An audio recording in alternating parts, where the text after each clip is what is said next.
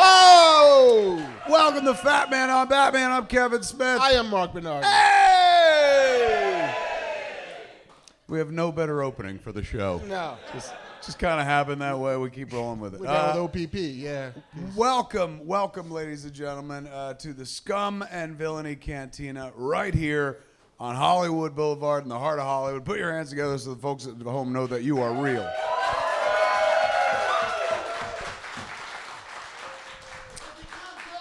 I feel great. I've been, as of today, I'm down 30 pounds from the heart attack. And it's weird. I don't miss food. I've got this different relationship with food now. Now I'm like one of those people that, now I see conspiracy and everything. I'm like, that's how the food people get you, shit like that.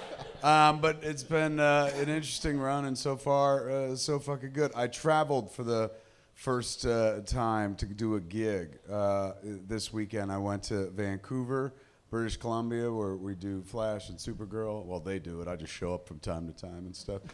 Arrow's up there, Legends, and they have a whole, country, Canada. So went up there to do 2 gigs for the Rio Theater, which was an art house, bless you, that was close to closing down, and they were able to kind of buy themselves more time and stuff like that. So I did 2 shows. We raised like $50,000 for their fun. They still got a ways to fucking go and stuff like that.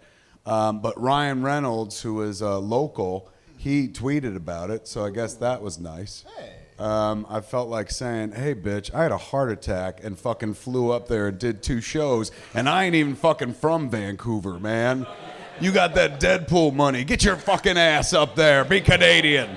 It was lovely, though. Wonderful fucking gig. He did put out a tweet, actually, and told a bunch of people to donate, and they did, like $20,000 or something like that. They pulled in just from him highlighting it, which is very nice. But the shows were fucking fun, and the big concern, of course, from the family was like, oh, my God, you're going to die on the plane. But, because of the heart attack. But I was like, that was always true. Like, always a pretty high chance that I wasn't coming back, but thanks for the new concern. And it went fairly well, and then I came home, and then I've been working on this, the edit for this movie that we've been shooting in Sarasota, Florida. Kilroy's here, a horror movie.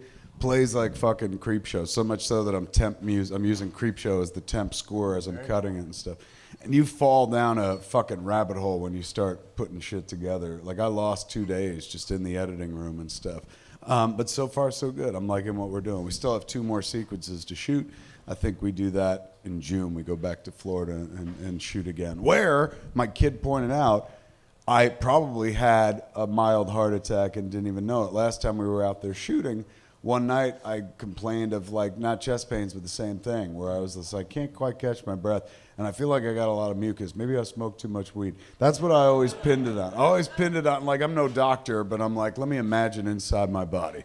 What it feels like is there's a lot of mucus because I smoked too much weed. What it was probably at that point, 95% blockage in that fucking artery. Had nothing to do with weed whatsoever. So I remember shooting that night, and she told me after I had the heart attack, she was like, that you had the same kind of pain in Florida. And I remember going like, oh man, give me some crackers. And she's like, why? And I was like, because I got this thing here where if I chew it, it'll roto-rooter the fucking mucus down and stuff.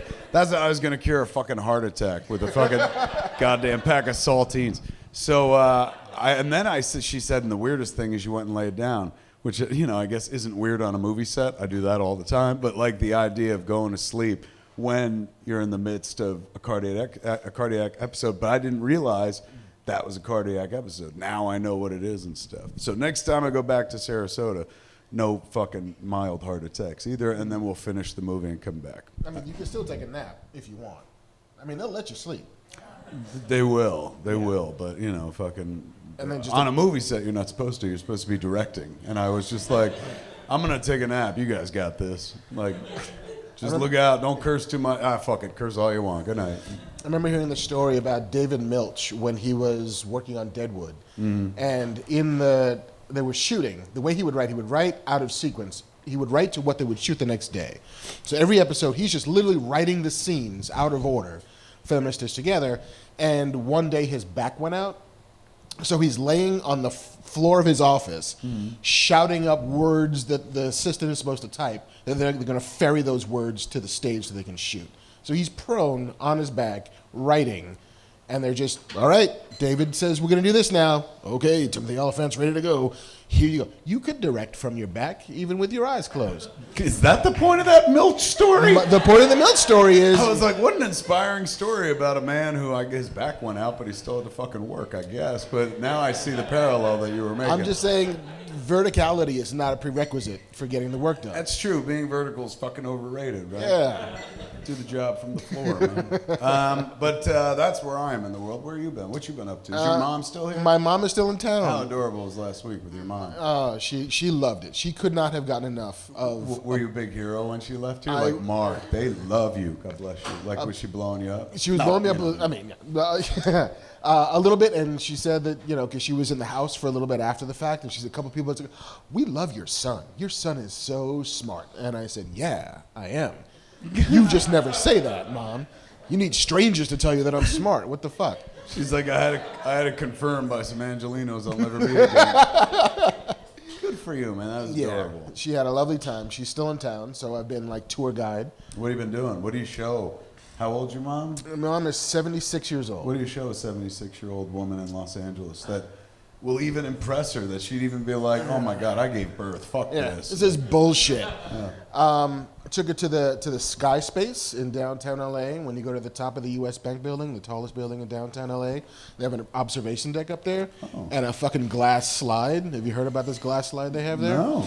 Where from the 76th floor, you can get in a glass slide on the exterior of the building that goes from the 76th floor to the 75th floor. So you're literally sliding over downtown LA. On a glass slide. On a glass slide. That's the part of it that I'm having a hard time with. Well, I mean, I'm in it for the inheritance, so. You're like, you go first, Mom. Go ahead, Mom. It's great. Wow, that sounds interesting. So did your mom do it? She totally fucking did it. She took the slide? I didn't when she goes home, she's going to tell people that story. I was on a glass sliding board. Can you believe they have that in Los Angeles? What a fucked up city. Can you believe my son pushed me down a glass slide? That part of the story they'll believe. Yeah. Went down to Rancho Palos Verdes, which is about an hour south of here. I know, it's very fancy. What's the Rancho part? I don't know. It's in the way that... So you went to Palos Verdes? We went to Palos Verdes. Oh, okay. For a minute, I was like, wow, you go to the fancy Palos Verdes. I took her last night to the Magic Castle. Oh, shit. Yeah. That's literally in my neighborhood, and I only went once, but they didn't let me in because I wasn't wearing a suit. I was wearing jorts, and they were like, you can't come in like this. I was like, I go everywhere dressed like this. And they said, you need a suit. And I was just like, you need a guy to fill my seat. Goodbye. And I went back home and stuff. So my wife and kid have been there many times. They fucking love it. Yeah. How was it? It's super fun. It's pricey, though. They'll hit you walking in there. They hit you at the door. They hit you at the valet. They hit you at dinner. They hit you. But there's also fucking magic, which is really kind of lovely. Sounds like Disneyland. It kind of is. And like watching my 76-year-old mom try and puzzle out these tricks and just eventually come to, it must be fucking magic. Like, Mom, I swear to God it's not magic. As pros who do it every night are plying their fucking trade, your mom is just like, I see strings. Yeah. No. That's bullshit. Or he really levitated that lady. I'm like, Mom, I swear to God he didn't do that. He's got the power of Jesus on his side. Did you bring the kids as well? No, because they don't let kids in after dark. Oh, really? Yeah. It's adult magic? It's adult. Well, it's not adult. They just don't want kids there. Oh. They're just shitty and judgmental. Yeah. And, getting a kid to wear a suit is a little rough. I mean, getting an adult to wear a suit's a little rough, too. I wonder. I was like, you realize I could walk into Denny's dressed like this. That place is magical as well. I wonder if they would fuck with you if you had the jersey crest with the tux, like the tie and the lapels. Does this count? Here's my way in, motherfuckers. They're like, you realize they've had tuxedo T-shirts for 30 years. Get the fuck off the property.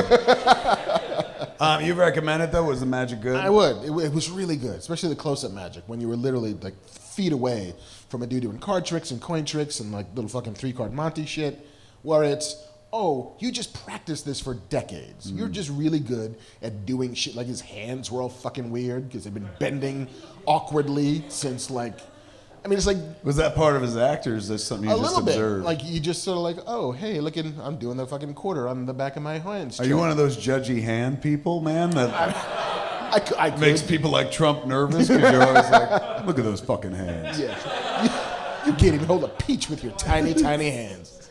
I try to hide my feet all the time for that fucking reason. People look at your feet and shit and be like, 9.5, not big. I'm like, nowhere. But if you could do magic with your feet, you would show every motherfucker your feet. Oh, shit. Where'd the card go? Pow! You should become a magician. That should be your catchphrase. Well, that's it? That's all the shit you got? That's a little bit all the shit I got. I had to form a company. I had to incorporate. Why? This week. I did that many years ago. You did because you were making movies and like making real money. Yeah, they forced me to do it. I have never done that before.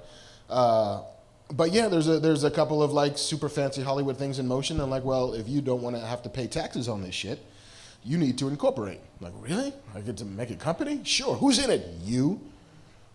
All right. Anybody else? No. Just you. Company of one. But I get to name a company, which is fun. What'd you name it? Well, I went on the Twitters and I asked for suggestions, like what should I name a company, and lots of people are like, D's nuts. You're like, thank you, I'll come up with my own. Yeah. I was like, what should I name my fancy ass company? They're like, fancy ass company. I'm like, yeah, they're not gonna let me do that though. A lot of people were like Bernardin, like Bernard. Oh shit, that's cute. Inc. Yeah, I didn't do that though. Oh, It was cute though. it is good. I was down to two choices. I was down to Bernardin Aerospace and Plumbing, That's good. which I thought was kind of fun. That is great. And then Dazzling Urbanite Inc. And I went with Dazzling Urbanite because I am a Dazzling Urbanite. Very nice. See? Very Right? nice. Somebody's girl agrees with me. I think everyone was leaning toward the astronautical one. I think you should keep Bernard Inc. in your back pocket. That's a good little logo. It's just Bernardin with a giant C at the end of it. And then the C just comes marching in like the Pixar lamp. What the fuck, dude? You've already got the vanity card planned out. I know. Give me a C, a bouncy C. Oh, that's sweet. That you could still have as your production company name. This Right. is just your incorporated name. Right. What you do business under. Yes. I have been, what have I been? Well, VOSQ is the production company, but we also incorporated VOSQ. Snoogans Inc. I've been that for a long, long time. I remember Jason Mewes was like, you took my word and made it a business. I wrote that word. It's my word. I did. I was like, you may have said it a lot, but I actually wrote it into a script, so ownership is 9/10 of the law. Well, welcome to the world of fucking high international business, my friend. I can't wait. They'll give you one of them certificates, stock certificates, that has your name on it and shit. Really? I had mine framed a long time ago and hung in the office. I was so proud. I was like, holy fuck, we're legitimate. Then they sent the tax bills, and I was like, holy fuck, I wish we were illegitimate because why do I have to give this away? Yeah. Can I do Under the Table Inc.? Should that have been it? Just pay me under the table? I guarantee you get audited every year. All right, we got news. We have some news. Ladies and gentlemen, we're about to get this motherfucker started in earnest. We start Fatman on Batman by getting into something we call the utility belt, which covers all the news that's either fit to print or Mark printed up. So let's dive into it with Newsmaster Mark Bernardin. Give it up for him, ladies and gentlemen. But before the news begins, look at this. It's my girlfriend's birthday. Her name is Jennifer. Where's Jennifer? Happy birthday, hey. man. Everyone give it up for Jennifer. She's alive. Yay! Should we sing a song for Jennifer? Let's give her a song because Warner Brothers don't own it anymore, man. Yay. On the count of 3. 1, 2, 3. Happy birthday to you. Happy birthday to you. Happy birthday, dear Jennifer. Happy birthday to you.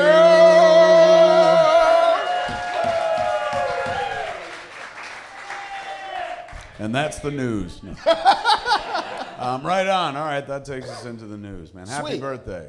Happy birthday. You're so welcome. You are so getting blown tonight, right?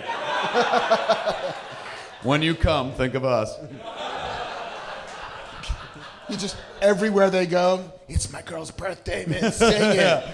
We used to do that when we were kids. Like, we would go eat at this restaurant called Mr. Steak, which was in Shrewsbury. You know Shrewsbury from back home. Me and Mark are from both in the same neck of, well, you lived there later on. I did. You're not from there, but You're like, born yeah. So he knows where I'm from. And in any event, they had a restaurant called Mr. Steak. And back in those days, I'm talking like the 70s to the early 80s, if you just walked into a restaurant and said, oh, it's my birthday, they brought you a free fucking cake. And we ate at Mr. Steak because it was like a really kind of, I loved it, but you know, I've always talked fondly about it. My brother's like, you know that was a low-end meat joint, right? But they had a cow that was smiling on the fucking thing, and the birthday thing was cool. Every time we went to eat at Mr. Steak was at least twice a week, man, because they had a special my mom cut out of the paper all the time. We went in, my mom would be like, it's this one's birthday. It's that one's birthday. And finally they had to change the fucking policy after a long time. Because they were like, these kids, man, how many birthdays they got? And my mom's like, they used to be Jehovah's Witness, so they're catching up. They want all their birthday back. Now, were you guys in on the grift? Did you know? I knew that my mom was up to no good because she sent us to Catholic school. And I was a fucking altar boy, but at the same time, I like cake, Mark. So, you know. I remember when I was like... Hate the sin, love the sinner. When I was like 6 years old, I remember going on my first plane ride with my folks. And this was back in the 70s when I think if you were under 5, you could fly for free. Oh, fuck yeah. And so I was 5 years old until I was 9 years old. But I did, like early on in this grift, I didn't know. So my dad, how old are the children? He would say, well, this one's 5 and this one's 2. And I'd say, no, I'm 7. Shut the fuck up. Do you have $185 in your pocket? Meanwhile, fucking age 13, you got peach fuzz coming in. How old are you? 5. All right, man, so let's dive into the news. What's happening this week in the world of entertainment? I feel like we're in a fucking vacuum for the next 21 days until, or 24 days until, how many days? What's today? Today's the 3rd. The 3rd, so 24 days until Avengers hits. And, you know, chances are, yes, God, yes. Chances are, thanks to our various connections in the business of show, we might actually get to see it a little earlier than that, too. We might, Yeah. except they just, Thanos sent a letter, apparently, which... He's like, I'm coming. Destiny is coming. I'm like, I know, bitch. I saw the trailer 1,000 times. Yes. But Thanos sent a letter that the Russo brothers delivered saying that they are not screening the movie in its entirety until the premiere, which is going to be the Tuesday of opening week. All right, so what's that date? So then That would be the 23rd, 4th? 24th? Math, sure. So the press won't get to see it. Like I might actually get to cover the junket for the Avengers movie. Because I think Why? Because Sci-Fi wants me to interview Kevin Feige. Oh, shit. Yeah. He's our hero. He is our hero. I know. Put in a good word. Get him on a fucking show. I will. And also get me a fucking movie to write. God, put your fucking priorities in order, man. Podcast first, movie later. But the press won't get, like, I'll have to interview him without having seen the movie because they won't show it to press going to the junket. They're very, very fucking concerned about spoilers leaking out. So something drastic's happening. I think I read a story this week where the Russo brothers indicated that the title of Avengers 4 is a spoiler. May include some stuff that refers to what happens in Infinity War. Avengers 4, Cap's dead, right? Yeah. That's the name of that song. Yes. Oh, Captain, my Captain. Yeah. They're all standing on desks eating shawarma. All right, so the Russo brothers have said that they're not going to show. They're not screening even it. at the premiere. That's when everyone. The premiere will be the first time that anybody sees the and movie then in its everybody entirety. has to keep their mouth shut. Right. And they won't. Good but, luck. Yeah, yeah. really. I'm sure there'll be like Slugworth in the corner, just like, hey, kid, if you tell me what happened, I'll give you all the fucking money in the world. What a great pull, man. Like the Slugworth of it all. But he worked for Willy Wonka at the end of the day. He did. So in this case, Slugworth would be somebody who takes you right to Kevin Feige. Pretty much. And you're like, I was supposed to interview you. He's like, not anymore, you Slugworth talking motherfucker. You were a fan of the Stranger Things, right? Yes, of course. Who wasn't? Well-made fucking television. Did anybody else in here like the Stranger Things? It's coming soon, isn't it? Part 2? Part 3. Part 3. They're shows you what a huge fan I was. Part 3 is, I think they're starting production pretty soon, but the Duffer Brothers just got slapped with a lawsuit. What? Yeah. What? For what? I know. Stop making shit people like. It turns out that at the Tribeca Film Festival in 2014, a fella named Charlie Kessler met with the Duffer Brothers and said, hey, you know what? I made a short film called Montauk, which is kind of about a bunch of kids in like rural America. For us, it was like the deep end of Long Island, and they're living next to some government facility, and weird supernatural shit happens in this town, and the Duffer Brothers allegedly were like, that's awesome. We're working on something similar. I don't think they said that, though. Oh, shit. Yeah. So then, when Stranger Things, the first season was in like the beginning of production, they hadn't settled on a title for it yet. It was called the Montauk Project. The fuck? Serious? Yeah. And so now this dude is suing them, saying that the Duffer Brothers stole his idea, which there is a trailer, like a short film that he shot, which is that thing. There's a feature screenplay that he wrote, which is that thing. And he says, I pitched it to them at the party, and we had a verbal agreement that they reneged on, and so now I want all the money. Wow. Yeah. Now, what do you think are the chances here? I think the chances are slim. Despite the most damning thing is the fact that they called Stranger Things Montauk for like a year. Yeah. But there is no real proof of that agreement because it becomes a he said, she said. Right. And it'll get settled out of court, is my guess, because the Duffers don't want to go to trial. And also Netflix has all the money. Right. So this dude is suing for a piece of the profits and to stop production so that he can be made whole and executive producer credit and the whole shebang. Like, he just wants his piece of what he thinks is his. He will never get it. He will just get a pile of money and be told to go home happy, because that's the way this shit happens. Right. You know, it is incredibly hard to prove that you have been ripped off, but it's also incredibly ugly and loud and long to go to trial. That's why I make unwatchable movies, Marc Bernardin. No one else in the world is going to be like, hey man, I wrote Tusk.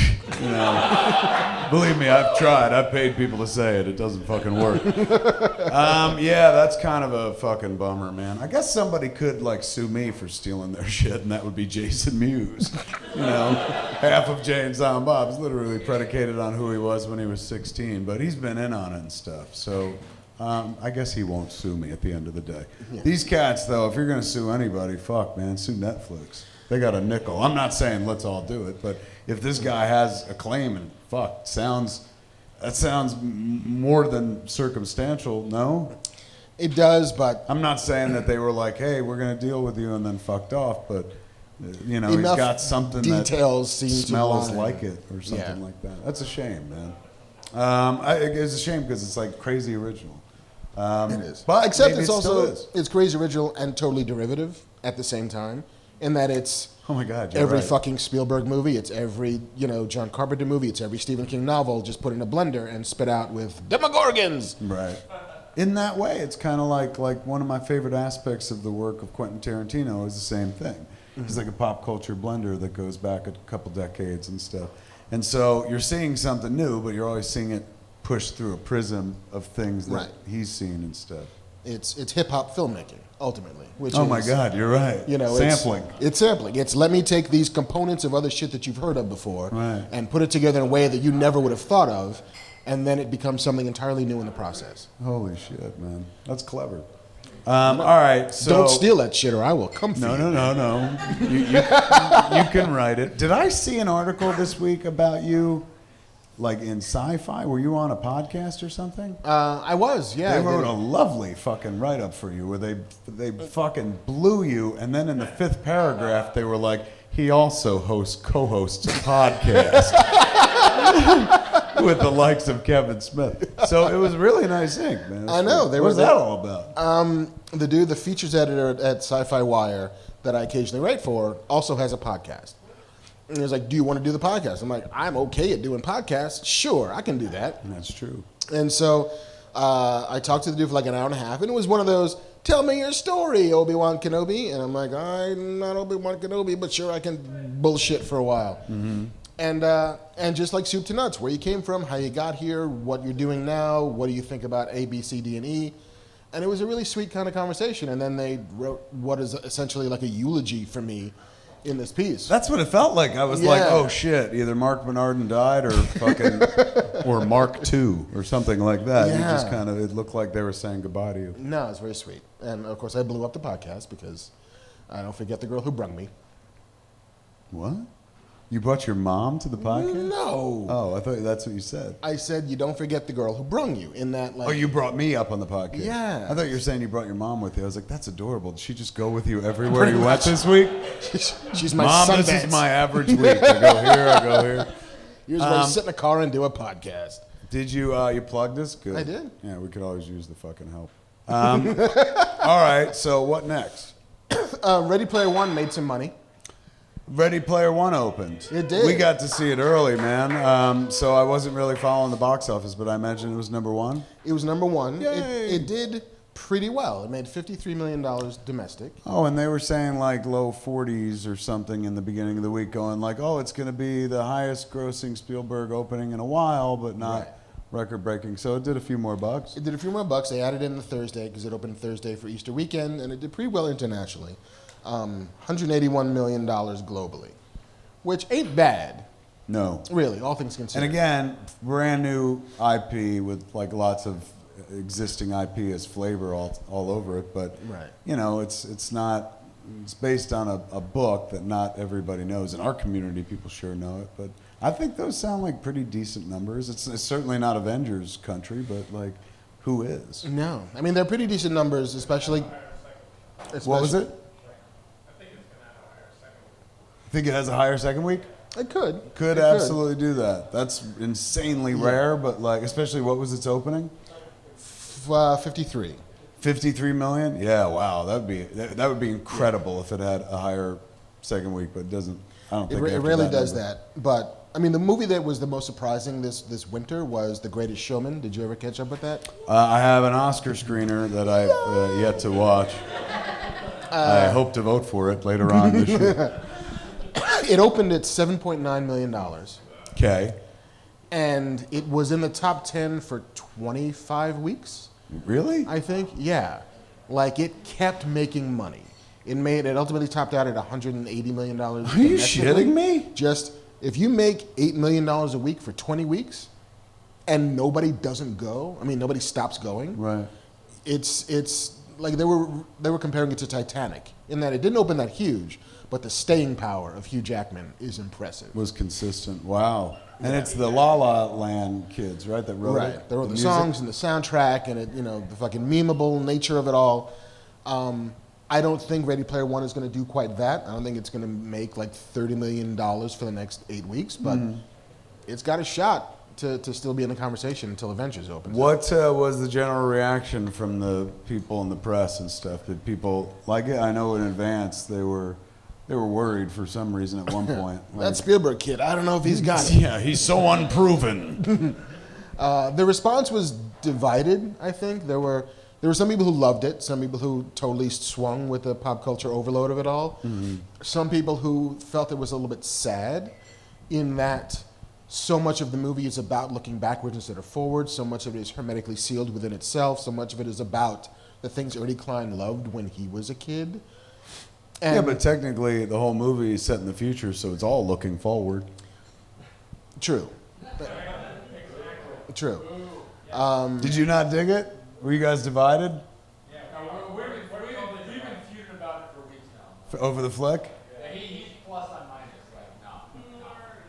like, no. Boo earns over there.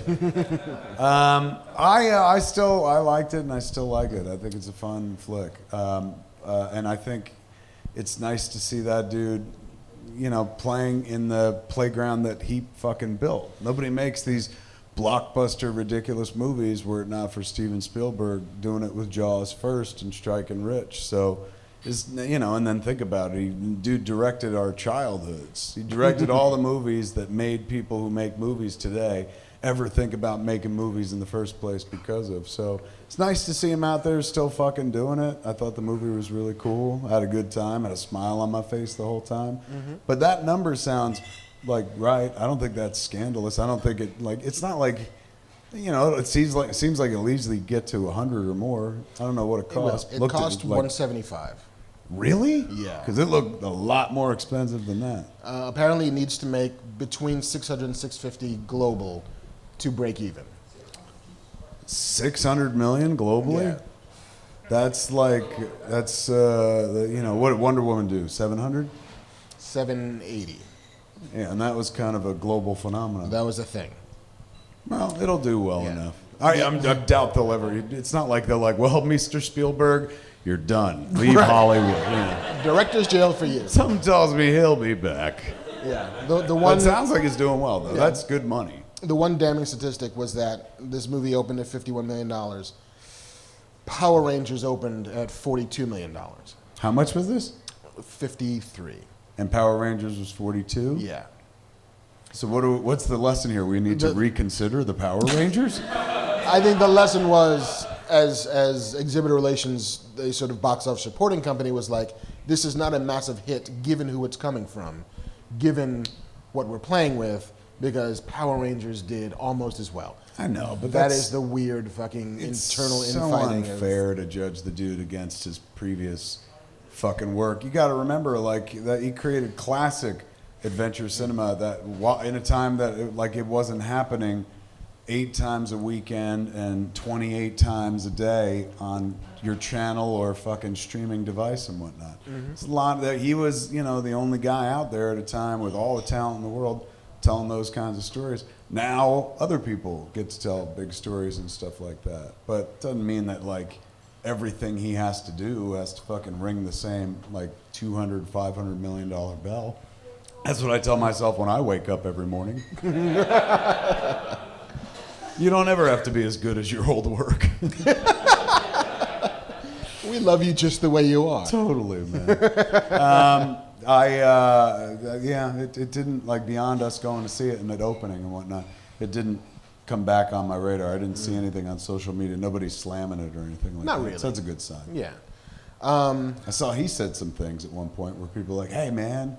Yeah, he was like, I don't believe that a movie that's been on Netflix should ever be eligible for an Oscar. He got all Chris Nolan about it and shit. He got super 73-year-old guy on it. Look, man. Pictures need to be in the big screen, not a small screen. That's not a movie. Number one, he is 73. He's been doing it longer than any of us and stuff, and practically invented a genre by himself. So, he's definitely allowed to, of course, say what he thinks. But, that just felt like tilting against windmills at this point. It's like, that's where all the movies are eventually going to be, dude. Yeah, you wait, Steven. Don't threaten our greatest American filmmaker. I'm just saying. When he wants to make Lincoln 2 Electric Boogaloo, you know where he's going for that, right? That's on fucking Netflix. That'd be great. If Daniel Day-Lewis is like, I will come out of retirement for that. I get to dance. Yes. What happens next in the world of genre and comics and all the good things that make us happy in life? Do you know the CW has some comic book shows on it? I've heard. Yes. Did they all get renewed? How did you fucking know? Because, man, I keep my ear to the ground about that job. shit. Yeah, I know. But it's also my goddamn job if they get renewed. So I was like, whoo, I get work next year. The Flash goes to season 5. Arrow goes to season 28. Supergirl goes to, I think, season, what is theirs now? 4? 1, 2, 4. Yeah, they go to season 4. And Legends goes to 4 also. Goes to 4. And Black Lightning goes to 2. Oh, right on. So all the DC shows and Riverdale also got Riverdale. The only one that is currently on the bubble DC-wise is iZombie. But they always renew that later. That's a mid-season show. Yeah, so figure it out in May and stuff. So there's a good chance that's coming back as well. Fuck, dude. That's what you and me need to do is get a goddamn show on the CW because they don't cancel nothing, man. Nope. Oh my God, Supernatural has been on the air literally for 96 years. Those two boys haven't aged a fucking day. Do you know those two kids kids, I mean, they're probably fucking older than us at this point, but like the two kids who were on Supernatural bought a fucking their own jet off of working on that show. What? Their own fucking jet, dude. Like To go where? They're always making Supernatural. I have exactly. Must stay parked in fucking Vancouver all the time. They're like, we use it as our trailer. That's like, I've known rich people in my life. I don't know anybody owns a fucking jet. They own a fucking jet. That's Supernatural money. Whew. We missed the boat there. I mean, nobody asked us, but still, would have been nice. No, someday though. Say again. Constantine, we got him in season 4 for Legends. Constantine's coming to Legends. So don't get me a fucking jet, though. Yes, Constantine coming to Legends. We talked about that last week? We did. Yeah, we did that last week. Welcome to last week, motherfucker. Talking about it last week. Okay. All right. Well, yes, all those shows being renewed is fabulous news for me personally. As a TV viewer, those are my stories. I like them. And for two of them, fun for me because I get to go back and hopefully work on them again. Hell yeah. It's a good time. My Flash episode airs April 10th, I think it is. It's coming up. It's next week. Yeah, it's a week from today. So the next Flash episode is the one I directed. It's fun. What happens? We meet. I'll tell you what. The problem presents itself, and the boy solves it by running super fucking fast. Spoilers. All right, man. What else we got? Are you a Fantastic Four fan? Yeah, of course. I'm not so much a fan like, oh, fucking, I fucking blow Reed Richards. But I have deep respect for them as Marvel's first family. As we all know, Stan Lee's told the story many times. He was about to quit Marvel. He's doing all funny animal comics and like parody comics and romance comics and nurse comics and all these kinds of comics and stuff. And he didn't want to work for Martin Goodman anymore. Timely Comics is what it was called then.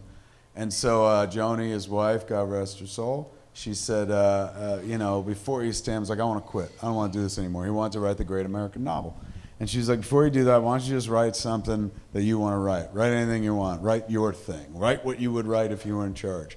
And that was Fantastic Four #1. So without it, you don't get the Marvel Universe. It doesn't bring him to Jack Kirby. The rest of the history doesn't happen. Steve Ditko doesn't get involved, and so forth and so on. So I have nothing but respect for them. This is, of course, sacrilege to admit, but my Fantastic Four was Reed Richards, Sue Storm, Ben Grimm, and Herbie the Robot. Wow. Because on TV, they didn't want to show the Human Torch, so in case kids were like, now you be the torch, and they light each other up on fire.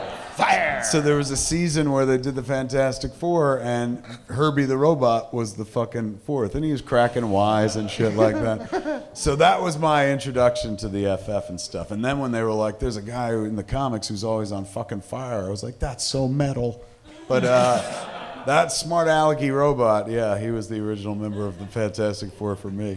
Somebody should make like the Serendipity / Sliding Doors movie of Joni and Stan meeting for the first time. Oh, yeah. Like the sort of romance that if it doesn't go together, somebody's got the fucking Superman cape or the picture, Marty, if your parents don't get together, everything goes to shit. You're absolutely right. If they don't meet, she never says you should write what you want. He don't write the Fantastic Four. We're not sitting here waiting for an Avengers in a couple weeks. He's just a sad, not at all rich dude in New York, just doing shitty comics that he hates, and Joni's living her life, and we are the worse for it. He tells a story how we met her. Was he went to this party in New York, and he knocked on the door, and she answered. And he said something really lovely to her. I can't remember what he said and stuff, but he said something that at first I didn't even hear it because I'm like, you didn't talk about your dick? It's a very sweet, meet cute story. Yeah, I was like, fuck, that's my move. But it's a very, very sweet, meet cute story. But my God, you're right. If they don't meet, that moment don't happen. Or better yet, you have the actual Marvel heroes cross over from a fictional dimension into our dimension to make sure that they meet. Otherwise, that dimension doesn't exist and they don't Sorry. That is Avengers 4 right there. Oh my God. I found your phase 5, Mr. Feige. Holy shit, man. Wow, that'd be an awesome flick to see. All right, where are we now? Fantastic Four. have not been published as a monthly comic by Marvel in quite a while. Yes, if I remember Couple, 2-3 correctly, years. they stopped about 3 years ago, and a lot of people speculated. They never came out and said why. They're like, oh, we hate Fox. No, that wasn't it, but that was kind of it. They just didn't want to. They were like, why are we doing Fox's work for them? Yeah, They've got the Fantastic Four, we've got the comics. Just like X-Men, they stopped doing X-Men for a minute as well. Because they used to have 48 X-Men comics a month. Right. And it was like Wolverine has one, and maybe there's a mainline X title, and that's it. And maybe now that Fox and Disney have made some sort of peace. Well, yeah, if they were trying to starve him out, it didn't work. But they bought him out, and that fucking worked just fine and stuff. But yes, the Fantastic Four coming back to Marvel Comics. Written by Dan Slott, art by Sarah Pichelli. I believe she's the first female artist on the Fantastic Four regular run, if the internet is to be trusted. But the internet told me that I was worth $30 million, and I know that's not fucking true. So I don't know, but yeah, I think she may be the first female artist. Yeah. So that's well, that's good. That's a good sign. That means they're coming. If it's going to happen in the books, that means they'll be coming theatrically sooner than we realize it. Yes. A lot of speculation about what's going to go on in Avengers 4, because by the time that's all wrapped up, all those Fox X-Men characters and Fantastic Four characters, including Galactus, come over. But I would imagine, like, maybe you save your Galactus for the next fucking phase. Like, the way they built up to a Thanos, now they can build up to a Galactus. Right, especially because Avengers 4 is mostly done. Yeah. Like they shot it the same time they shot Avengers 3. Yeah, no movie has ever gone back for reshoots. Deadpool just literally fucking said that they went back to add something in. I know. But like that kind of massive structural engineering of, oh shit, now we have all of these amazing characters to make part of it. I don't know. They would have to know far earlier than we did, which they probably did. I was going to say, that feels like that deal was in the offing for a long fucking time. Maybe the urgency had something to do with, like, hurry up, motherfuckers, Avengers 4 is coming up. All right, that's good to know. What else we got? Did you ever read the Tommyknockers, Stephen King book? I did not, but I love that title. It's always did, It's man. got a little something, something. So satisfying, never opened up the book. I was just like, God damn it, he gave it to me right there on the cover of the book. But yes, Warner Brothers, I think, might be taking a run at the Tommyknockers. What is it about? It is about, hold on, I have a synopsis right here. Oh, fucking hell. It's coming through now, Con. The story focuses on a town. Should I do it in my newsreader voice? Please do. Okay. The story focuses on a town in Maine that falls under the influence of a dangerous gas from an unearthed spacecraft. The gas begins to transform the people, giving them enhanced abilities, but also making them violent and subject to an alien hive mentality. One man, thanks to a steel plate in his head, is immune to the effects and tries to stop the town people. News at 11. I gotta tell you, your performance took me out of the piece. I'm sorry. No, I was just listening to you going, wow, he's got a character, and I forgot to listen to what it was actually about. So they're aliens? Is that There's it? aliens. Oh, all right. Fair enough. And a dude has a metal plate in his head. Is Pennywise in it? No. It's doomed. Who gives a shit? Is it a TV show or a movie? It will be a movie. James Wan, he of the Aquaman fame. And Wow, Insidious. yeah, that movie sounds like it's good. All the inside word is that it's really good. Yeah, and Roy Lee, who produced it. They're producing teaming it. up for it, yeah. Bringing fucking Stephen King back to the cinema. Yeah, he's having a moment. Yeah, so's Roseanne. Did you? She's having a lot of them. Did you watch it? I did not watch it. Did you watch it? I did. How do you feel about it? Honestly, as a fucking I loved the original run of the show. Even season 9 has moments of merit, even though it went way off the rails. But the 2 episodes I watched last week, and then there's one, I guess, that's on tonight, so I'll be able to watch it tomorrow. Like, the second episode stands shoulder to shoulder with the best episodes of the run of the show. Really? The opening episode was the one that was most political, but it wasn't even political. It wasn't like that she was, fucking, oh my God, the president rules. Like, she voted for him, Jackie didn't. It creates some fucking tension and fodder in the show. But insanely well done. First off and foremost, funny. Made me laugh out loud in a couple of places. Yes, some of them, of course, were like nostalgic laughs of like, I love this family. But there's some like legit fucking great jokes on it. Number 2, like totally works as a reboot. It's like, oh my God, they haven't missed a beat. Almost like they've been doing the show since they did it. But it's stronger so far than the previous last season was. So I liked it a lot. I look forward to watching it tonight. I thought they did a great fucking job. And a lot of people are like, I ain't gonna watch it because she likes fucking Trump and shit. I mean, it's not like my wife is no fan of the president, and she was a huge fan of Roseanne, and then she was on the fence about watching it because Roseanne is pretty, pro-Trump and stuff.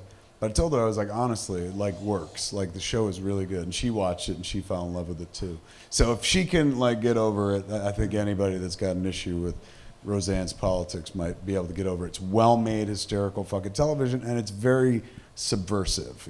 Up front, they're telling you, all you're hearing about is how much, she loves Trump. But underneath, they're making a fucking show that kind of stands for everything that organization, administration seems to stand against, man. So it's worth keeping on. It's definitely worth watching. I enjoyed it. Does it function the same way that, say, All in the Family did? That's kind of what it feels like. Now, the first run of the show, they weren't that show. Right. They were definitely like blue collar, middle America. But this incarnation of the show definitely feels like it's got a nice soupçon of All in the Family kind of poured on top of it. And All in the Family also, people like Archie Bunker wasn't off-putting. America fucking loved Archie Bunker. He said off-putting things, but this country's cheered a conservative on before. It's not like a huge fucking stretch, particularly because the 2 episodes I watched, she's not out there fucking waving a flag or anything. She's making jokes, and so far the joke's been good. And that's what you want out of a sitcom. I got no skin in the game. I put up a tweet about it. Somebody was like, "You're sucking Roseanne's dick." I was like, "She's got one." I got no skin in the game. I just like good fucking TV, and I was so relieved and happy that show was what it turned out to be. I hope it stays the course. John Goodman, I fucking love him and shit like that. It's nice seeing him fucking back out there. Laurie Metcalf's wonderful. You know who fucking was fantastic was, he was in Red State, was Sarah Gilbert. Really? Yeah, the chick from the View, the or Talk, the or Talk, whatever. one of the somethings. She she Coven. played Darlene, and then after that didn't really do a fuck ton of acting. She was in a couple movies, and then she's been doing this TV show for years. But she has she owns the third act of the first episode. She has an emotional breakdown, which is legit good acting. You could totally get Emmy nominated for it. And they seem to be using her character more than anything else to kind of tell a story. She is like young Roseanne to some degree. She's the kid of the 3 that's most like her mom. So, but man, who knew she can act as well as she can? She was always great on the show, but she came back with serious fucking chops. I would not be shocked if she got an Emmy nod this season. Even though it's only 10 episodes. I don't know how many they're doing. I mean, it's already been greenlit for season 2 or 11 or whatever the fuck they call it. Yeah, how could they not? The ratings, it opened to they said 18, and then the final number is 25 million people watching a TV program, which is we haven't heard those numbers in fucking years, man, unless it's a sporting event or something like that. So that's kind of huge, man. That's kind of huge. All right, where to next? Last bit of news. Okay. Tomorrow will mark the 50th anniversary of the release of 2001, A Space Odyssey. 50? 50. Really? Yes. Wow.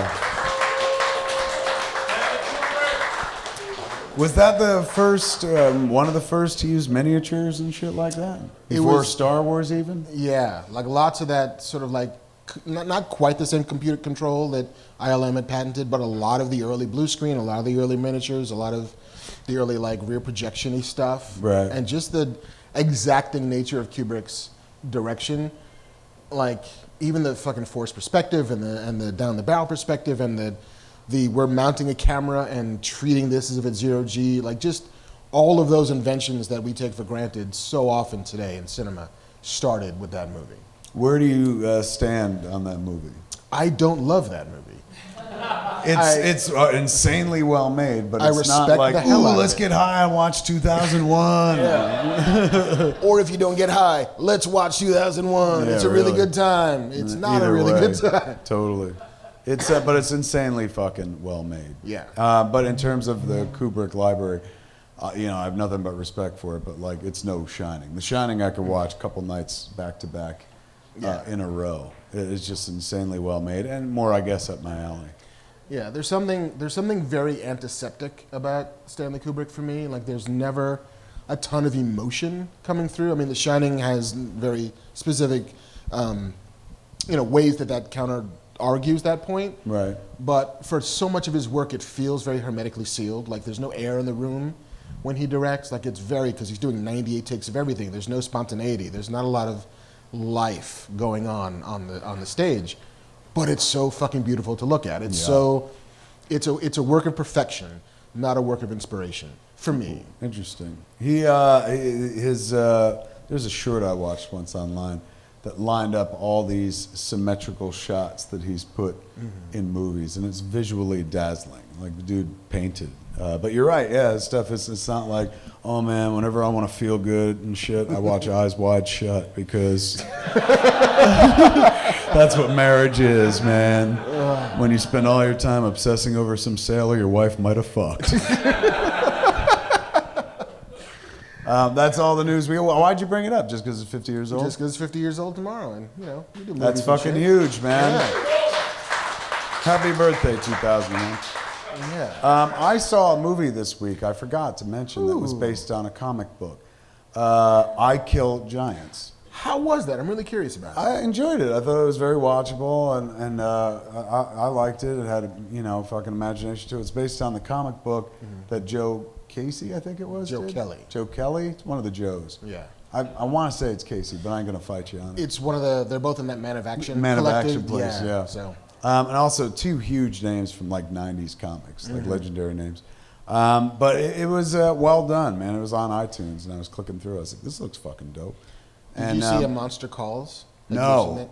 I saw Monster Calls. I haven't seen Kill Giants, but I understand that there is some similarities between the two. Really? In that, there's a genre about girls and monsters? It's more about children and imaginary creatures sort of being brought to life, and the subjective reality of people around them, like who do or do not believe in the reality of the monsters that are summoned.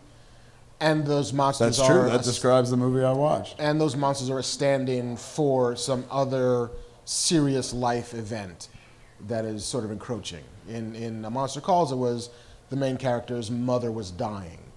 And so he wanted this monster to help him deal with all the shit that he couldn't deal with that his mother used to help him with.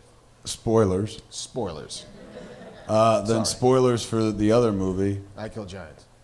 Same thing, kind of. Really? Yeah. Apparently this is a new genre. But it was totally watchable. I watched it, I couldn't sleep one night, and so about 2:30 in the morning, I was like, maybe I'll watch this. Got blazed and watched a movie about fucking preteen girls. Felt real weird, man. But it was pretty good. That's totally worth watching. And you never see a movie with young girls as the lead or something like that. But the effects were cool as well. I liked it. It was worth a spin. I finally finished Jessica Jones. Oh, season shit. 2. How'd that go? Was it a pleasure or a family visit?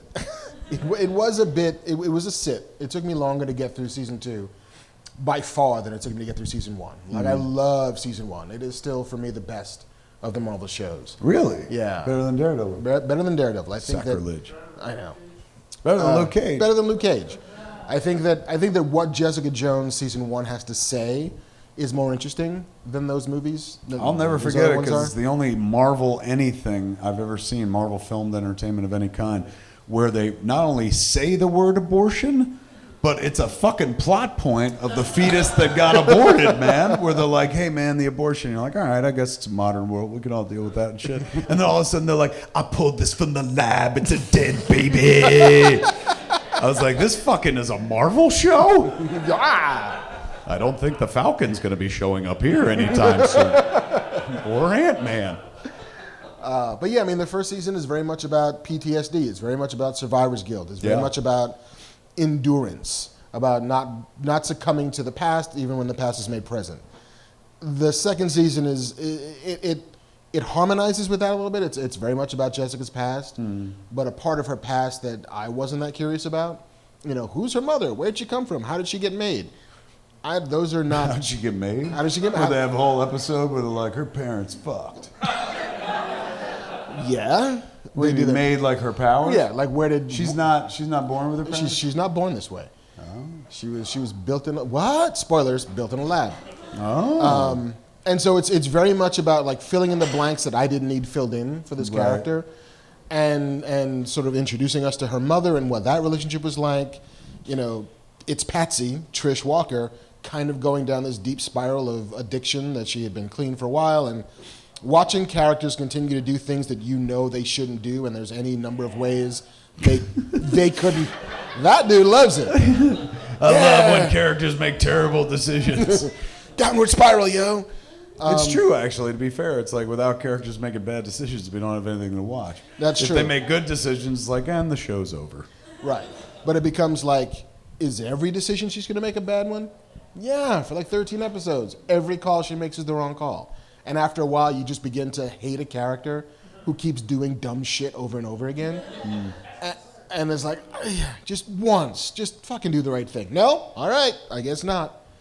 I liked it, I didn't love it. It was harder to watch than I thought it would be, even though there were some pretty great moments, some really good character turns, and I feel like season 3 would be stronger than season 2 from where they left it and how they set it up. Is it standalone from the rest of the Marvel Universe? Do they bring in anybody or reference the Defenders adventure at all? They reference a little bit here and there, but like you never see Luke Cage, you never see any of the other Defenders really. Right.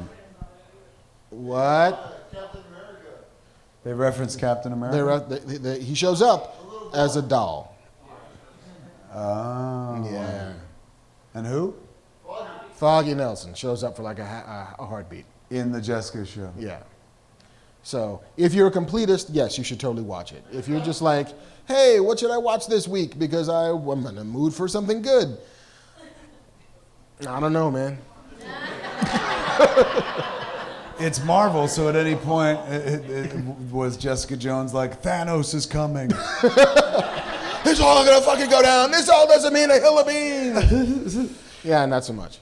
All right, so that's definitely on my to-watch list. I'll get to that. What's the next one? The next Marvel series? Luke Cage in June.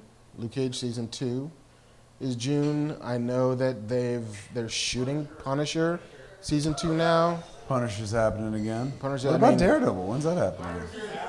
I don't know. What is it? We're getting more Iron Fist. Oh, we're all going to get Iron Fisted one more time. But they have not announced Daredevil season 3 yet? I don't think so. That's the one I want to see. That's the one I'm most interested in. Cloak and Dagger, well, I mean, it's Freeform. not Netflix, Yeah. it's on Freeform, right? Have they piloted yet? The trailer I thought looked good. Yeah, I think it premieres in the next month or so. I'm Maybe into early even the off, like, it's not off brand, but the like off fucking Marvel Studios Marvel shows. I like the Runaways. I thought they did a good job. Runaways was solid. I have to catch up on Legion before I fucking watch the season premiere because That came back as well. it comes back tonight. How many episodes was season 1? 8. Yeah, I'm showing my ignorance. I still haven't watched it, and I really Yeah. should. Do you think it's, you haven't watched it either? It made me feel stupid every episode. Or I'm just like, I don't know what's happening here, and I've been paying attention. So you And watched it begrudgingly. I'm like, I'm halfway good at watching shit, and I can't figure out what's going on here. Did it ever come together at the end? I've been told it comes together on episode 6 of 8. When did you jump ship? I jumped ship at 4. Because I'm like, fuck you if I have to wait 6 episodes for it to get good. I have a life to live. I got shit to do. Fair enough. That is 970 minutes that I've got to give something before it gets good. Yeah. Fuck that. I've jumped out of relationships before then. Nah, listen, this has been like 6 weeks in and it's not good yet. So will you go back and finish before you watch the new? If you want, will you watch? That's the thing. Like when I can summon the intestinal fortitude to dive back into Legion season 1 is when I will kick back into season 2. I don't know, dude. You got through Iron Fist. I did. Well, that was more like a hate watch. Like that like propels you through with venom and bile and all of those good feelings that just eat you up from the I inside hope that out. dead dragon eats his fucking ass. Where's your interest now? Yeah, Game of Thrones got live dragons, you fucking cheap fucks. All right, man. Is that it? That is all all the news the is fit to news. print. We're done with the news, folks. Put your hands together. News is done. Woo-wee. All right, now looky here, man. We come to the part of the show where you guys get to play along. You don't get to sit here and watch us fucking ramble at each other. You get to ramble at us, and we will ramble back at you. We're going to be doing The Q&A part of the show, ladies and gentlemen, begins right now. JC, bar proprietor, the fucking B. Arthur of this cantina bar. We'll pick some people, and you'll stand over here where we have a camera pointed at you and stuff, and we'll have a conversation. 5 people get to ask questions, ladies and gentlemen. Hopefully 5. If we go more, it's because one of the questions wasn't strong enough. The only rule that we have is the question has to apply to both me and Mark and stuff. And if you do that correctly, you will win not only a pair of 4DX tickets. If you have not seen a movie in 4DX, save these tickets and go see the fucking Avengers movie in 4DX. It'll change your life. Oh my God! And you know, if some people are like, I couldn't pay for those kind of, that's too much to pay for a movie. Here's your chance to fucking see that shit for free, man. And I've seen a movie in it, and it's fantastic. Attached to that, we also have folks giving out free tickets to a show they're doing called Solo Must Die. It's a Han Solo comedy show, and it's taking place at the Hudson Backstage Theater, which is over on Santa Monica Boulevard, man. So you get some 4DX tickets, and if you're like, I want to spend some fucking tickets, but I can't go to 4DX until April 27th, then you could go see Solo, which you can't go until May 4th, so I was wrong about that as well. May 4th to the 27th, man. SoloMustDie.com for those who are interested. It's got 9 original songs. It's a parody musical. It debuts May 4th at the Hudson Backstage. So if you're a geek, you might fucking love this, man. Just before the release of the highly anticipated Solo: A Star Wars Story, fans will have an opportunity to revisit their favorite space smuggler as he sings and dances his troubles away in this new musical comedy. If you ever wanted to fucking shoot Han first, here's your chance, man. Solo, the musical. So we're giving away tickets. Everybody who asks a question that passes muster gets 2 4DX tickets and 2 tickets to go see Solo. If there is not a song that's called I Know in that, fuck this musical. That's right. There needs to be a I'm sure ballad. it's great. But if you don't do the big romance ballad where he sings I Know and the chorus is just I love you, I love you, I love you, I know. Way to shit on their musical, man. Hey, I'm just saying, you still have like a month and a half to get the I Know song in there. That's true. Wow, he's got a good point. Like, might want to take it to Boston off the road and try out the show first. All right, here we go. JC, did you pick somebody? And then the questions begin in earnest, ladies and gentlemen. What's your name, man? Shannon, how's it going? What is Shannon? Hey, Shannon. Everyone give it up for Shannon, man. Cat Ears says hi, first of all. Shout out to Cat Ears. Cat Ears says hi. Yeah. Where is she this week? She's in Washington. Oh, today, we're doing she's something always more here, important but, than yeah, this shit? Yeah, What I is she know, up to? right? Okay, do you guys remember a while back when there was this picture of Obama and he's skeet shooting? And so it's him skeet shooting this gun. And the internet went crazy with it. They photoshopped it and all these things. My favorite one was when he was in the Dukes of Hazzard car and he's like shooting at Boss Hogg or something. Lee. Right, exactly. And I looked at that and I thought that'd be fun if it was in a video game. So I looked around and nobody made a video game out of that. And so I made one where he's shooting these disposable enemies, just wave after wave of them, and it's fun. It's called Obama versus the Devil Chickens. Anyway, you can look it up. It's Obama versus Devil Chicken. But then later on... Is it at Obama versus DevilChickens.com? Obama versus the Devil Chickens. It's at uberdroidgames.com. But if you just look up either one of those, you'll find it. Okay. But I like how you help people plug things. You're like really good about it. I'm a pro. Yes.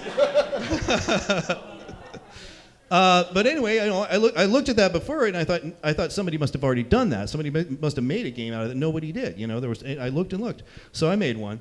But then later on, I saw this movie where these 2 really iconic characters punch and kick wave after wave of these disposable enemies called Bratzies. Yeah. And I looked and nobody made a video game out of that. That is screaming to be a video game. In There's order a boss monster. In order for somebody to make a video game of it, people would have had to seen it first, and that was our big problem. Well, let me tell you, I made that way after that picture was relevant, so nobody's ever played it. This is probably the most attention it's ever going to get. So what did you do?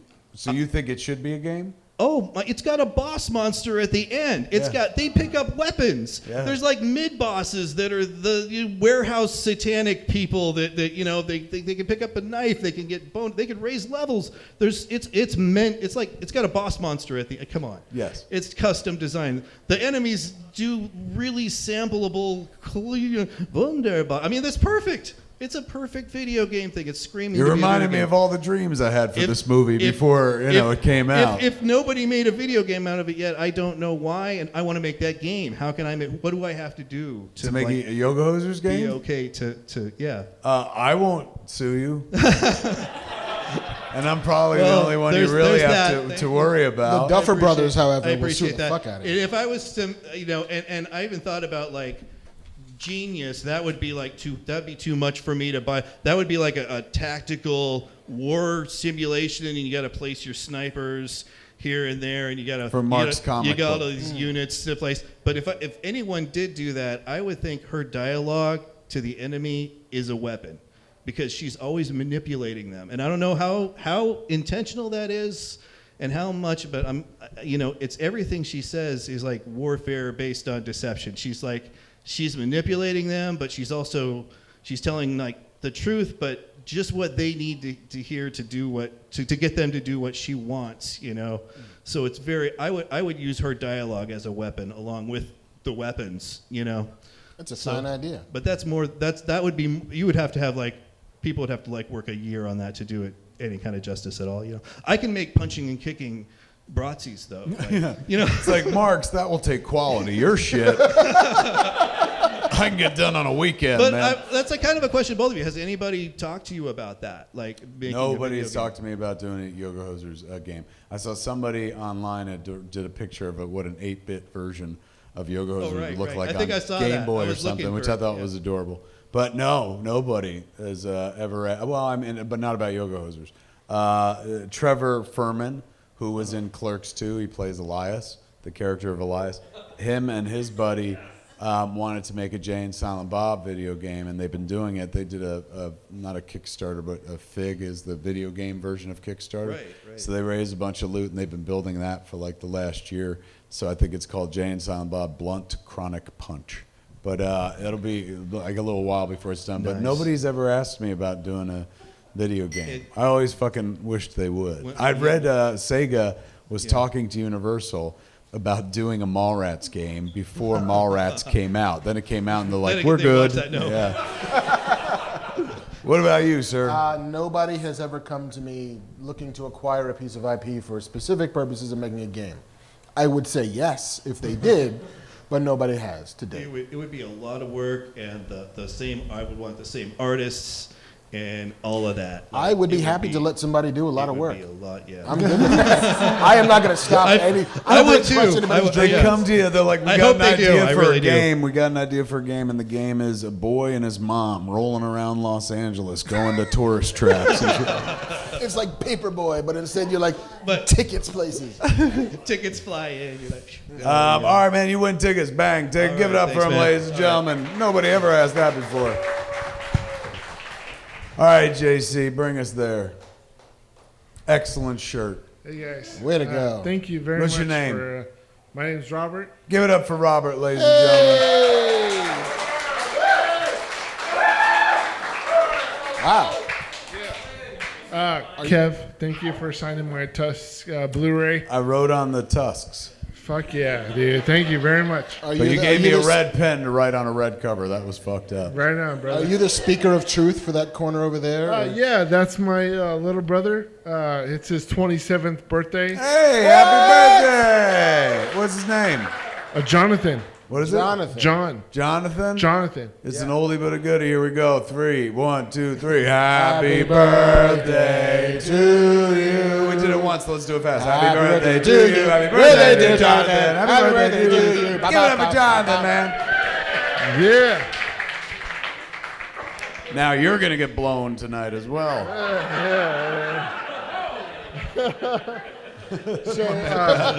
I got you. Okay, So, what do you need to know, sir? This is Fatman on Batman, and this started with our Lord and Savior Batman. Yeah. And throughout the years, Batman has lost his way. Marvel has been taking over, and DC has been taken to the side a bit. My question to you is, with Matt Reeves writing the Batman and directing the Batman, and your old friend Affleck today not playing the Batman. today he opted out of Dallas. Wait, he opted out of Dallas? Well, he was going to do a Q&A at Dallas Comic-Con or Dallas. I saw yesterday there was an ad for Affleck was going to the Do a con in Q&A. Dallas, which was fucking huge. He'd never gone anywhere near that world other than like San Diego Right. to stand on the stage and promote. So he was going to go do Q&A and pictures and But stuff now like he's only going to do a signing. He's not going to do the Q&A, which raises the question, he probably doesn't want to hear are you going to be in the Batman? Are you going to do this? Are you going to do that? Yeah, I'd imagine that'd be a nightmare Q&A for that guy. Right. So, as to our Lord and Savior Batman, what would you do with the Batman? How do you get the Batman to the top where he should be? I think that character's so ubiquitous, he's never leaving. Like, he'll always be at a top of something.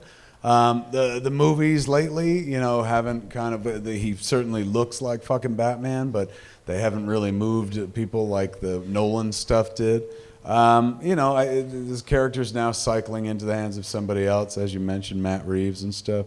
So there's another chance that you fall in love with the character when it's in the hands of somebody else. I find Snyder's version like fascinating but kind of flawed. He's a Batman, but he's not my Batman. But I can't, I'm not they never should have done it.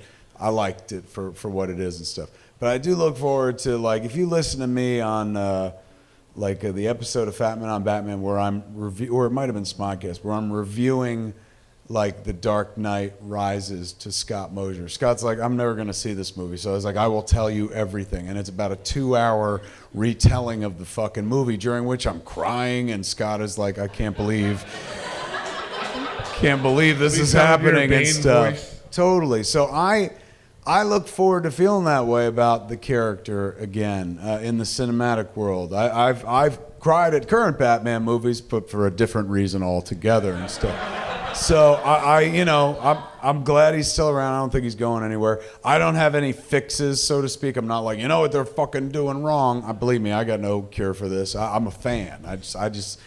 I appreciate any version I get. Some I love more than others and stuff. But I think you're always ever just one cool fucking flick away from that character going right back to the top of the box office. We hope. Now, Batman as a character has always captured imaginations, has always done well cinematically. Even these current incarnations, it's not like they haven't made money. $800 million is nothing to fucking sneeze at, which is what Batman v Superman did. But we do now live in a world where it's just here's Black Panther. And here's whoever's coming out of Avengers, and here are the next new heroes. Here are Ant-Man. Ant-Man puts up a devastating fucking trailer for their second film, and you're like, holy shit, I can't believe I look this forward to this fucking movie and stuff. And it's not a Batman movie. So as much as Batman has kind of, defined the cinematic superhero for a long, long fucking time, it's going to take something really fucking special to make people go oh yeah, Batman again. So what would you do? What would I do personally? Batman? Honestly, this is going to it sounds stupid, but I would do what Warner Brothers seems to be doing right now, which is we're not going to try to make a universe anymore. We're just going to do what we've always done and give certain movies to certain people and let them go off and do their version of the character. So the notion of the Todd Phillips Joker movie is kind of interesting to me. Matt Reeves solo Batman movie is interesting to me. I don't think they should just be making fucking $200 million fucking Batman movies. They don't need to. You could do a fucking $50 million cool horror version of that movie, shit, for even less. Arkham Asylum. if they were ever to do Grant Morrison's Arkham Asylum, it takes place in one fucking location, man. Bunch of spooky rooms with the Rogues Gallery. Everybody's fucking in it. So unless you don't go let's overpay for talent, which you really don't fucking need to because a lot of people are in makeup and shit like that, you could cast that movie pretty simply and shoot that movie for like $50 million. If a Batman movie can make 800 to $1 billion, and it does it on a $200 million budget, it's just more profit in a $50 million film and something to talk about because it sounds like it could be an interesting project as well in smaller hands with a tighter vision or something like that. Different than let's just make it big and over the top. I think they need to pirouette, man. They need to fucking pivot and do something different. I hope Matt Reeves the rumors are he's doing the Dark Knight detective kind of, old version of Batman. That might be interesting, and as opposed to the same fucking thing that we've seen over and over again. So, game's on their stick, but that character in the right hands has always controlled attention. Problem is, that character had the spotlight to itself for a long, long, long fucking time, and now we live in a world where Iron Man is as cool and well known as a Batman character. So what would I do? I would do what they're doing right now, which is let's just start making movies that aren't connected. Don't worry about that universe. Don't worry about tying things together. They were masters at this shit. They mastered the comic book movie in the 70s with Superman, in the late 80s, early 90s with Batman. They have the fucking Dark Knight trilogy. They should be able to do this in their fucking sleep. So I think they'll reboot Batman again, as they have many fucking times, and this incarnation might capture people's imagination a little more than the current one. It's kind of heartbreaking, man, that Justice League is considered unsuccessful. That's weird. It's and I mean it's not as sad as there are fucking people dying in countries and shit like that. It's sad in a first world way where we got no real skin in the game other than the fact that we've loved these characters. And as a Marvel fan, I was happy when fucking Avengers did well. When it did $1 billion and you were like, see, this legitimizes shit that I always fucking liked. I knew I wasn't stupid. But then Justice League comes out and people are like, you were saying, and so there's a bit of disappointment just because you love those characters and you love to see a Justice League movie, and we finally got one. And you're like, yeah, it was fucking totally watchable and stuff, but there'll be another one out there one day that's going to feel more like the way I felt when I would read Grant Morrison's line of Justice League comics when he did JLA for a while. Or the Dark Knight. Or I'll even take Super Friends at this point, man, where they all fucking like each other, fucking. So, Mark, I know you're a big fan of the Black Panther, but since your podcast is Fatman on Batman, how would you bring Batman back to the top? Yeah, Mark, how? Fix Warner Brothers, would you? Two things. Time and anticipation. I think you need to give Batman a little bit of time to rest fallow. I just want people in the world to hear the co-host of Fatman on Batman be like, I think we've seen enough Batman for a while. Let's give it a rest. But no, I think that the thing that benefited Batman Begins was a space between Batman and Robin and Batman Begins. Time for us to forget what had come before. And I think that no matter what you think of Justice League or Batman v Superman, the idea of if you loved it, then you want it to fade from your memory a little bit so you can open yourself up to something new. If you hated it, you need the pain of that memory to be able to fade into the distance a little bit. Either way, time only helps. And I think you need to, as much as I agree with Kevin that making everything interconnected does not seem to be DC's move, find a way to build story anticipation for Batman to return to the stage. Make your Batgirl movie. Make your Nightwing movie. Make your Joker movie if you want to. Not that I think you need to tell that origin story, but whatever the fuck. Make it so that you are setting the stage for this character to return in a big bad way. Make it so that the characters in these movies are waiting for him to return. Make it so that he is not just answering our prayers of a great Batman, but character prayers of a fucking Batman to come in and save Gotham City. I think if you can press down on both meta and legit narrative pressure of making us want him back so badly, that way it becomes something universal in a way that it's currently not. I think Kevin is right. The world in which we don't see another Batman movie is not this world. No, but you're absolutely right. They should put him away for a little bit. They make a few Wonder Woman movies and stuff like that, and then come back to him. But he's been their cash cow for so long, and it seems like they're as baffled as anybody. Like, what do we do in a world where a Batman movie doesn't fucking make all the money and stuff? Concentrate on what you got working, and Wonder Woman seems to be working great. And so, yeah, you're right. They should put him away for a little bit. They're going to make another Wonder Woman movie. They're shooting Shazam right now. Aquaman is in the can. And then they are kind of tabula rasa. Like, they don't have any commitments to do anything. No. They may never make that Cyborg movie. They may never make Flashpoint. Who knows? Like, people say they want to, but who knows? Maybe they shouldn't. Maybe it should just be hard reset. Let's just sit down, collect our breath for a little bit, and figure out the best way to, again, bring this giant fucking icon of popular culture back to the screen in a real way. Mm. I believe in Batman on Batman. Yeah, to what degree? Well, you know what? It's funny. I think about it a lot because, like, I get dinged on Twitter all the time by people being like, "It's called Fatman on Batman. You don't really fucking talk about Batman." I'm like, well, give me something to talk about. Like, cinematically, you know, it looked like it was going to be a fucking, like, really verdant time with, like, oh shit, here come a whole new series of movies and Batman's meeting Superman and stuff. And, you know, it just got tougher and tougher to talk about, you know, Batman on a show called Fatman on Batman when you're like, I don't really like what's happening as much with Batman, but boy, those Marvel movies are great, you know. So that's why the show kind of expanded more to just embrace pop culture in general. But look, Batman's my first hero, and yes, he'll never be bad. He'll be back and stuff. But Mark's got a point. Maybe they should put him on the shelf for a little bit. Let him mourn his parents for a year or two. You know?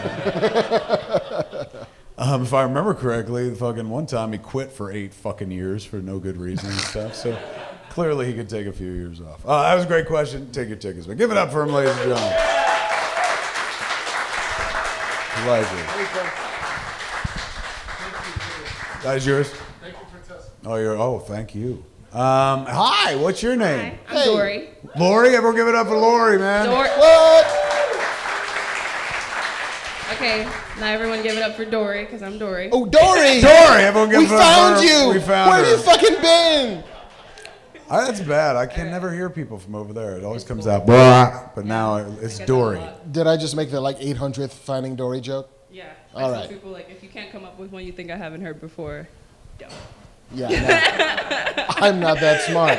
Now hold on. Let's try to think of one. Okay.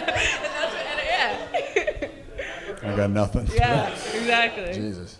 Okay, so in your writer's mind, Shit! You wrote a question down. Yeah, I'm prepared. I'm Dory ready. did not fucking play. She did the work. Dory couldn't remember shit. She should have written some shit down. Good point. It's very on brand. Wait. It blocked. Dory had that problem with her phone underwater as well. Is the thumb ID hard with fins? Huh? No, it's a droid. There you go. In your writer's mind, do you see God as a woman in Dogma, as in Dogma, or is the God image in your mind the bearded individual that looks like Brian Johnson? Oh my God, is that why I like Brian Johnson so much? Like, hello, Lord. Let's see, man. I guess because I was raised this way, because there were really no pictures of God other than like Jesus, which if you're Catholic, you believe in the Blessed Trinity. There's 3 persons in one God, the Father, the Son, and the bird. So, there was never really any depictions of God, even in church, other than the Vatican with God creating Adam and stuff. That's the only image they ever gave you of God, and so I had that. I went to 8 years of Catholic school. That's the looming image of the Lord to me. That's why when I did Dogma, I was like, I'm gonna try to scrub this from my brain and make it a woman. And so making it Atlantis certainly helped me forget about the Vatican. But I don't think I think of God as gender at all. Just like it's kind of it sounds like a cheap cheap cop out, but I did make cop out. But I was raised Catholic, and it's like I certainly don't have the faith that I used to as a kid. But I hold on to a little just in case, in case I die, and they're like, "You were wrong, motherfucker." I was like, "I still got some faith left." But that being said, I feel like you know, remember when they did Galactus in the Fantastic Four movie? That's God. Like just a big old purple cloud that fucking says shit and whatnot. Yeah, I'm not creative enough. I mean, other than the one fucking shot at Dogma, which, to be fair, Alanis brought like all the cute aspects of that character. Like I had her being quiet, she was only quiet because it was meant to be played by Holly Hunter, who in the piano had played a mute. So, and then Holly Hunter was like, I'm not doing this movie. And then so we had to find another god. We were godless. And then we found Emma Thompson at first. Alan Rickman brought her on, but then she didn't stay because she was gonna try to go have a baby, I think. So then we were wide open again, and then it wound up being Alanis, who I'd asked her to be in the lead playing Bethany at one point, but she was like, that's too big a role, I couldn't like act that much. I haven't acted since Nickelodeon. So she went away to India, came back just as we were about to start shooting, and she's like, you know, I want to reconsider. Like, I know you probably, I went to India, I feel great, I feel like rested and centered, and I know you offered me a role in the flick, and I know it's probably, I know you've cast that part, but if there's any roles left, like, I would love to come and play. And I was like, there is one small but crucial role left to play in the movie. So while I'll always have that image of God in my head as Alanis, especially because like she was the one that was like, I want to do a headstand. And I was like, oh my God, fucking do it. And the first time she did it, we all forgot she was wearing a dress. We were like, oh my God, put on boxers. And I was like, you ought to know.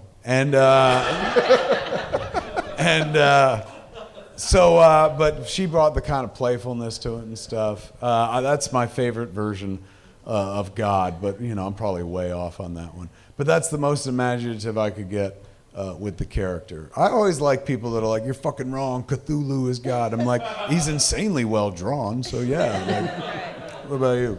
I, unlike you, was not raised in a religious house. Are you serious? Yes. You didn't have any fucking faith shoved down your throat? No, it was like vaguely Judeo-Christian, and then like, we have to go to a funeral. I guess that's in a church. Let's go to a church. Or a wedding, but we never went every Sunday. What was going to happen to people after they died in your world? There was, in my current world, in my child world. My child world was still heaven. Like, it was still, oh, there's going to be heaven, there's a hell, and because we have to figure out a way But you never thought to, who runs these places? You're like, I don't need the backstory, man. I'm here to eat. I have since developed into a godless heathen. Since then? Since then. It didn't sound like... What was that? Yeah. It was him, Lord. It was him. I see you as a giant purple cloud. How does this go? Spectacles, testicles, wallet, and watch. Is everyone okay? Did we kill Andrew? You guys all right back there? Oh, okay. Oh, all right. So, godless heathen, maybe. But yes, I later in life, you know, parted ways with what was tangential faith at best. But I was always taken by, there was I'm not going to say gimmick because it was an artistic choice, but in Prince of Egypt, they tell the Moses story. They tell the story of Exodus. Right. And in that movie, you never see God because a God in that story is only his voice. You see him in the bush. Yeah, he's a burning bush. He's a burning bush, and it's the voice of God.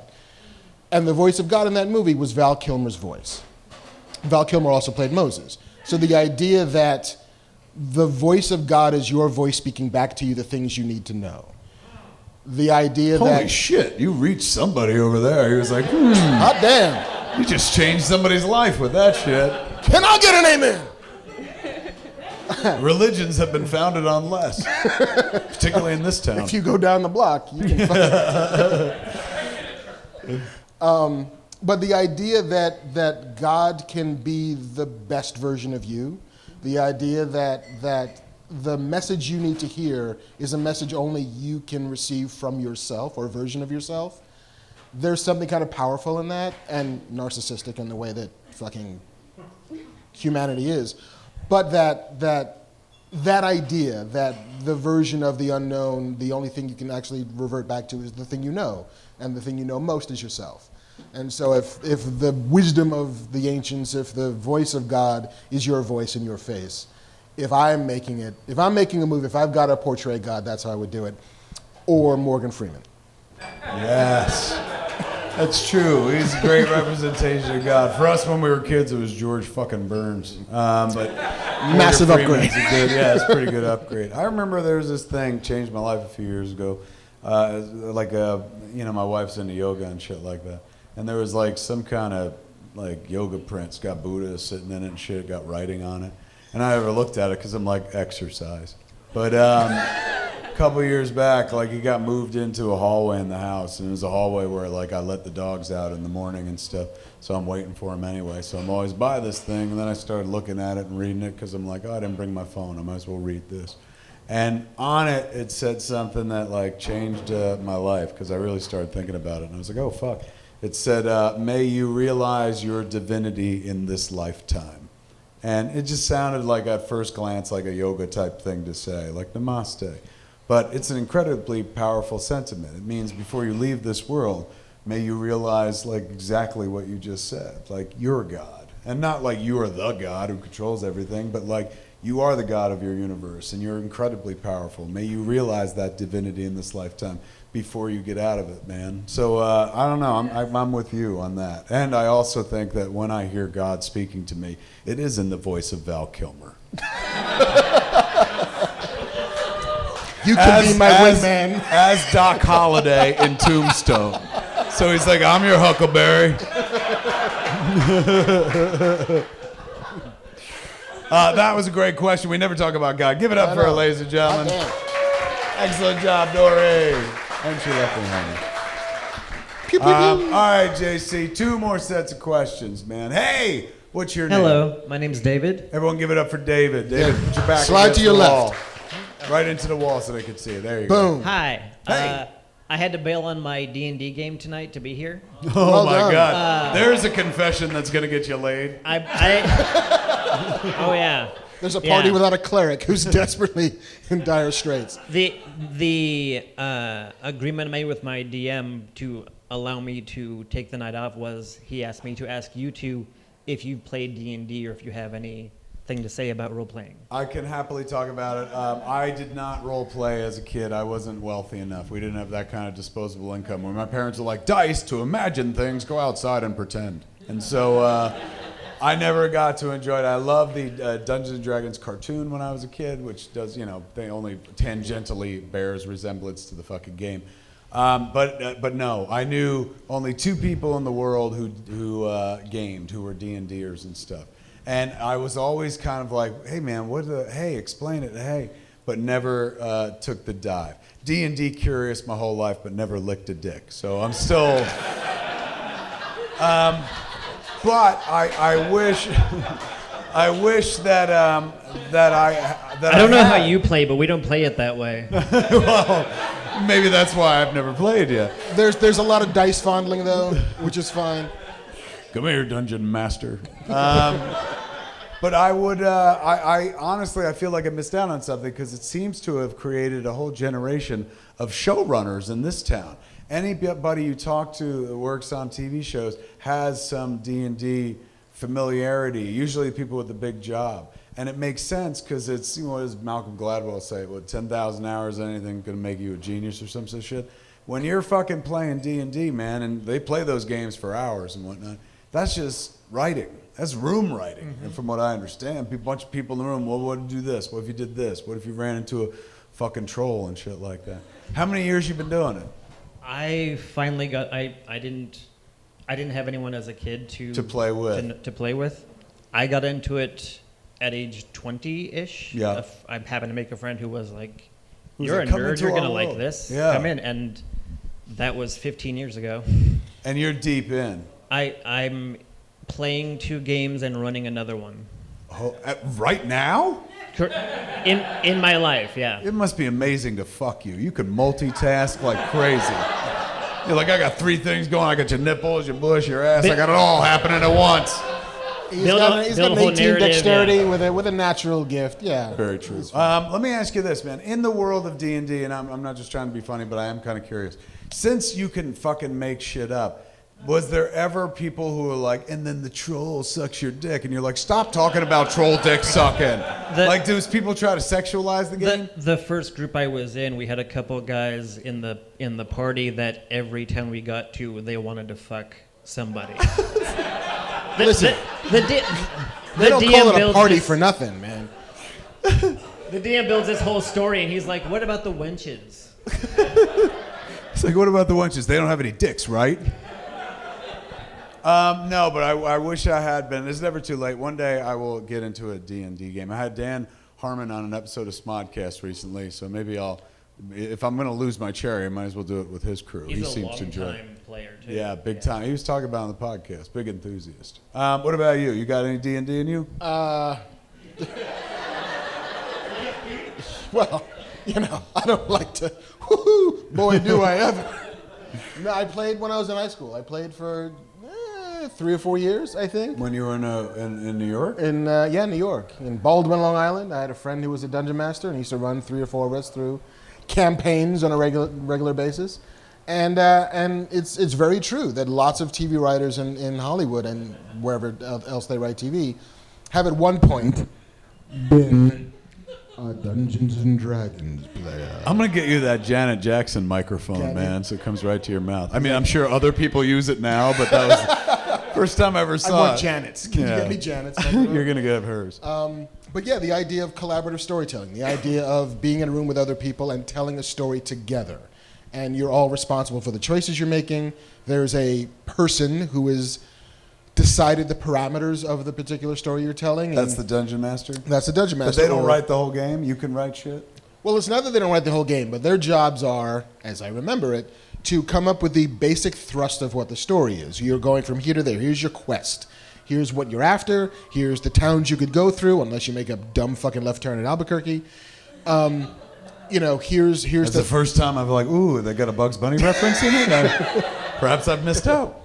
But here's the things you're going to be encountering along the way, but also being flexible and open enough to accommodate players who do dumb fucking shit and want to have sex with trees. Because the trees, hey, well, how do I know the key to the castle isn't in the fucking tree that I've got to get with my Nobody penis? acts it out, right? You're just sitting around a table saying what's going on?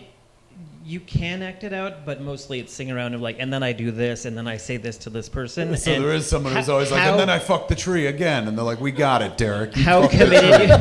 It's always a fucking Derek. Fuck. how committed you are to performing it is a case by case. It's dealer's choice. Yeah. Some people like I've played with people who they brought a foam sword. And I do this thing, and most of the time it's mostly Foam I walk swords in, I hit the are guy, for I say pussies, a thing. Sir. That's dope. Real swords or get the fuck out. Real swords or get out. Once when we had Smod Castle years back, we played a game called Crimson Mystical Mages, and it was based on like what I thought Dungeons and Dragons was. And it was a lot of like people having to blow other people to get to the next level.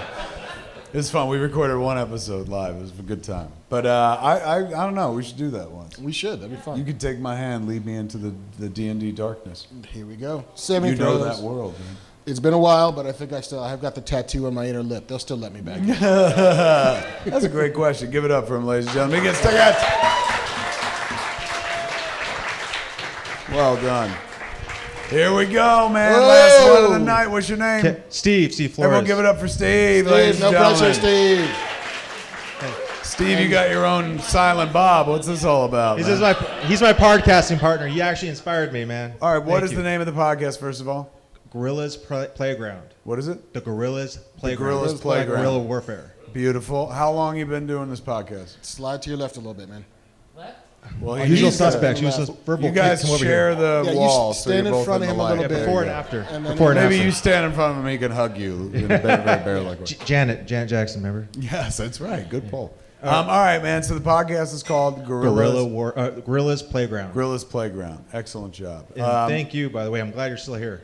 Me too. Fucking hell. Thank you. What is your question? What do you guys want to talk about? First of all, you're talking about rebooting or talking about Batman, Screams of Arkham would be an amazing title for something like for an Arkham Screams City. of Arkham, absolutely. But That's something you want to take a 5-year-old to. exactly.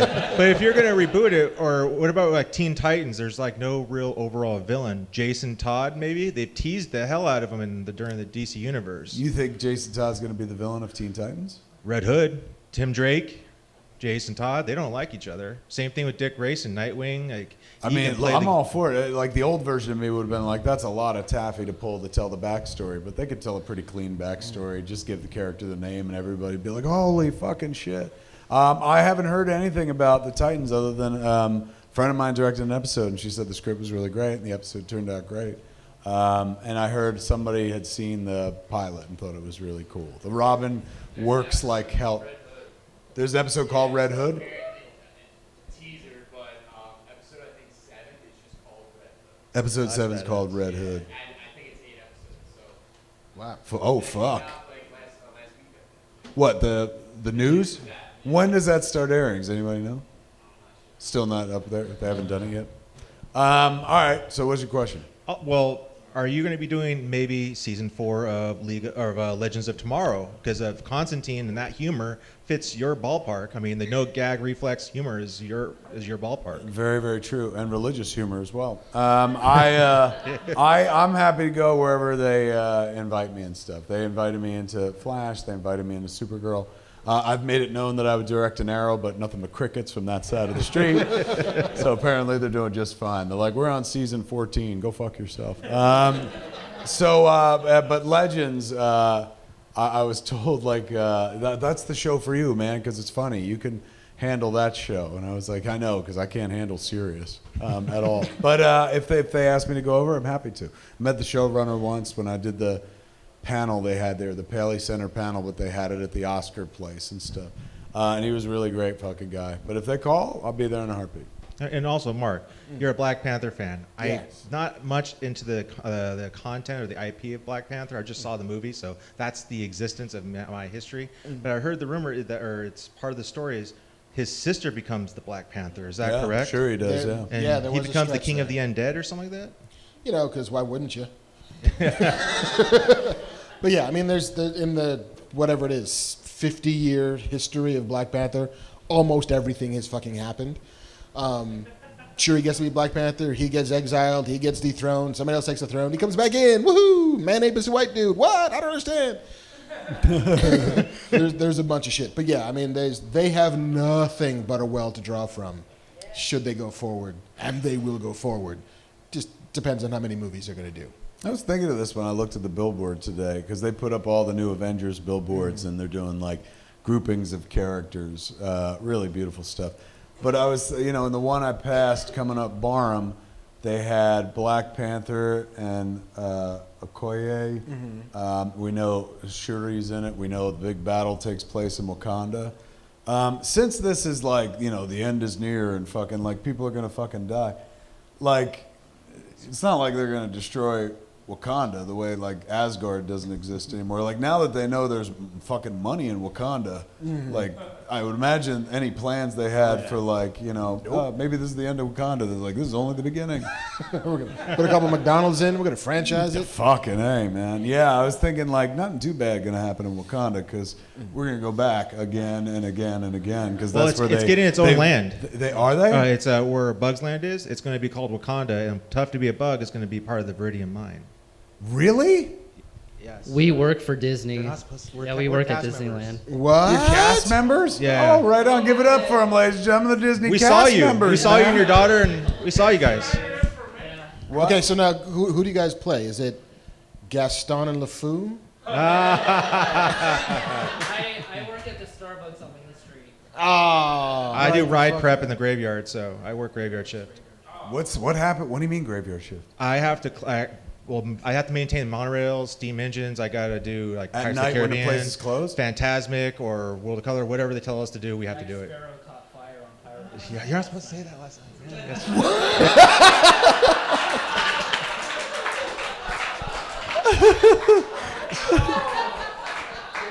Shut up, we'll lose our jobs. Unemployment is One a of these thing. dudes has security clearance and one doesn't. It's like, Yeah, well, I told you everything. It's like I got clearance too. That just makes me like the park more, man. Like that's a cool human thing. Of course, sooner or later, one of the animatronics has to burst into fucking flames. It's a fucking Cameron's machine. Worst nightmare. So wait, do you work during the day or at night? At night. It's like usually. So from when like the park's closed? Yeah, like midnight to 7 a.m. is usually my regular hours, or midnight to 11 a.m. depending on. What is it like to be in Disneyland after dark? It is amazingly awesome because I saw like Walt Disney's private office. It's inside one of the cabooses. It's not. You can't even see it. Right. Creepy. So it's pretty cool, and it's called the Lily Bell. It's this caboose, but you don't see the hidden compartment. And he used to do all his notes and everything in there and stuff. So. And do they do that every night? Is there maintenance? Yeah, every night, every single night. Interesting. Do you ever see people try to break in the park after dark? Actually, Star Wars Land. That's been. I'll stand out. Did he lose his mic? There you go. Right into the top. It's called the roundhouse where the steam engines and the monorails. I'll stand like this and I'll see drones flying over, and they're trying to and sometimes they get stuck because they're out of range, so they just wait for them to crash, or net guns shoot the smaller ones down. Are you shitting me? No, I'm totally. It's awesome. It's so awesome. Wait a second. You're allowed to tell us that? We can tell you that. They have net guns They have net guns for yeah. children. I'm the one that fishes them out. I have to fish them out. That's awesome, man. That's like, yeah, we shoot people with rubber bullets. No, it's right where where like Autopia. There's like that little lake area. Yeah. That's where they're flying over and they get stuck and they run out of range. And then some motherfucker was like, call Jim. He's like, here I am. Clever girl.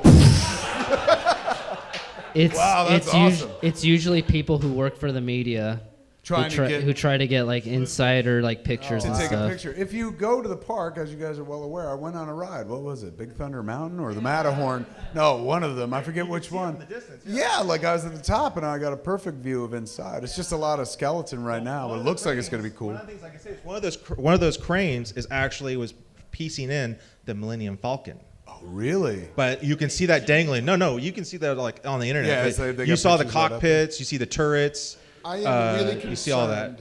you're going to get fired tomorrow morning. No. You cannot keep telling us this shit. No, I just can't tell you anything else because we're not allowed to go back there. It's like you can't even go to Toontown without being cleared.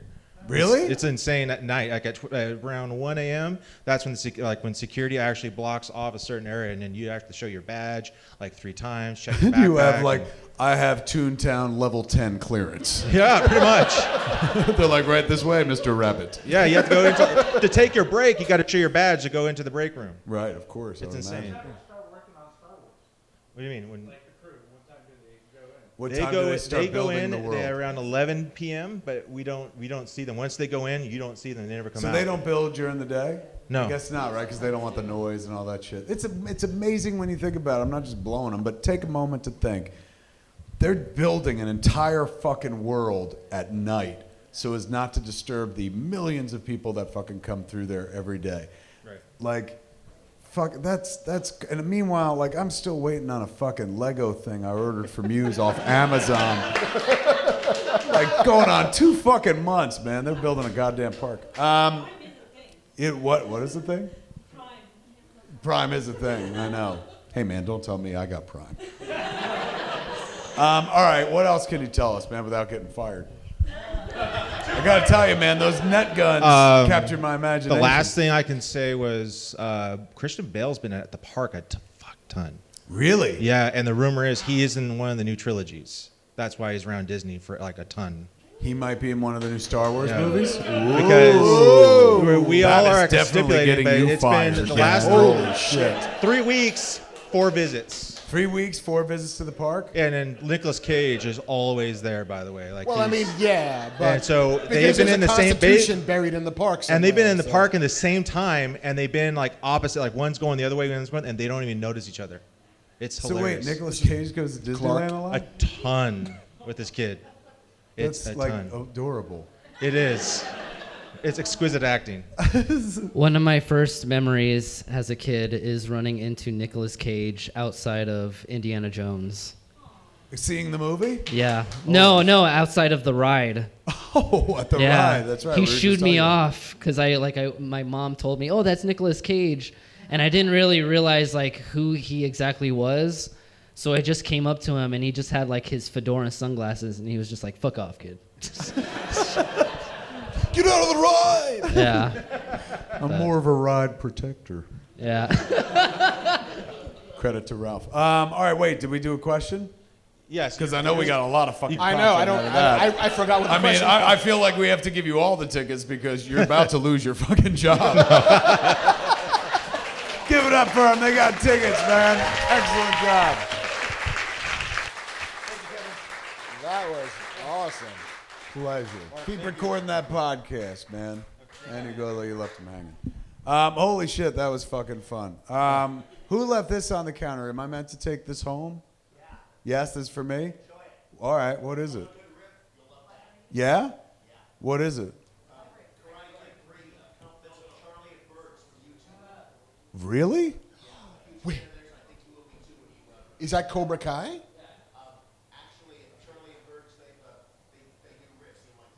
Yeah. Oh. Fucking sweet, man. That's the kind of shit I like to listen to. I'll pop this in. Give it up for them. What do they call it? How do we plug them? This is from you, Pat Jackson? Yeah. How are you, Pat? But how do we plug these fools? Is there any way to... That's our Writer's Block Incorporated, my screenwriters group. That's the number RSVP if you or somebody who is looking to polish or sell their own script, just bring it to us. And if you supply dinner, we go through the whole thing in one evening with a break for dessert. Get out of here, really. Writer's Block Inc.? So it's this... What is it? I mean, how does that sound to you? Wait, is that a... you haven't done it yet. I'm lost. Hold on. And you got to come up here. We got to hear you. Otherwise, nobody's going to hear you. Come on up. Give him a mic real quick. Or you can sit there with a mic. We'll go right here against the wall. Against the wall so we can see you and hear you. Go. What's it called? Into the mic. Get it right to your mouth, unlike Marc Bernardin. Writer's Block Incorporated. Writer's Block Incorporated. Does it exist or you want it to exist? It's every other Tuesday in Malibu at 7 p.m. It's for people who love to write and go to the movies, and you bring us scripts, usually 20 pages at a time, but if you bring the whole script and you supply dinner for everybody, we go through it all in one evening with a break for dessert. That's fucking cool. That's a really cool idea, man. Yeah. It's like a writer's collective. Our alumni people who have shown up include Patrick Kilpatrick, Jeff Rector, Tom Tataranowitz of Filmation fame, and also Michael Sorich of VR Troopers. Anybody ever see that? And I liked so much about the comic books. Right. Fuck, that's really cool, man. All right, it's called Writers Inc. It's in Malibu? Writers Block Incorporated. Inc. And it's in they meet in Malibu? Do you want other people, like the general public? Anybody who is into writing screenplays, you're more than welcome. Just call an RSVP and we'll tell you how to get there. And how do they call an RSVP? What should I read this number? The number. The one, this one here, call for details? Yep. 310-454-0971. That's it. Beautiful, man. Well done. Give it up for Pat, ladies and gentlemen. Well done, Pat. Also in that box is the GTA presents The Warriors. Anybody play the video game based on the movie? Yeah. Well, even if you're not very good at it, I think you'll enjoy watching it play because I always have. So as long as fucking Gwyneth Paltrow's head is not in that box, I appreciate all these comments. Give it up for him, ladies and gentlemen. Thank you, Pat. Well done, Pat. Pleasure, my friend. I was going for the handshake, but yes, high five. High five. Well, fuck, man. Once again, we've come to that fucking point of the evening where we're out of content and stuff, and it's time to go home. Did y'all have a good time, ladies and gentlemen? I continue to love doing this show, and we don't get to do the show without the thinker standing right next to me. Give it up for the great Marc Bernardin, ladies and gentlemen. And it certainly helps to have some place to stand and do that, and we don't have any place without GC. Give it up for the Scum Villainy Cantina.